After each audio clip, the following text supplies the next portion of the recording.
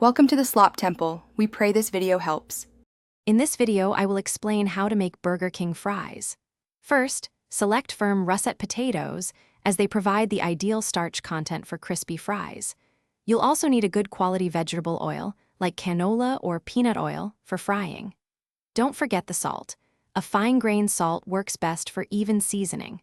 Gather your ingredients and let's get started on achieving that perfect golden crispiness right in your own kitchen. Next, let's prepare the potatoes. Peel your russet potatoes and cut them into uniform sticks, about 1/4 inch thick. This consistent size ensures even cooking. After cutting, soak the potato sticks in a bowl of cold water for at least 30 minutes. This step helps remove excess starch, which is key for achieving that signature crispiness. Finally, thoroughly pat them dry with paper towels. Any moisture will cause oil to splatter. Now for the frying. Heat your vegetable oil in a deep pot to 325 degrees Fahrenheit. Carefully add the potato sticks in small batches to avoid overcrowding. Fry them for about 5 to 7 minutes until they are slightly cooked but not browned. Remove them and let them cool.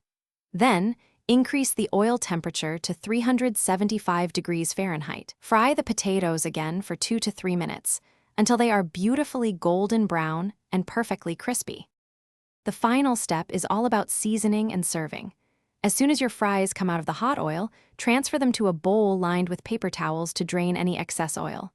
While they are still hot, generously sprinkle them with fine salt. Toss them gently to ensure every fry is perfectly seasoned. Serve your delicious, crispy, homemade Burger King style fries immediately with your favorite dipping sauce. Enjoy! Thanks for watching. Consider subscribing if we helped you.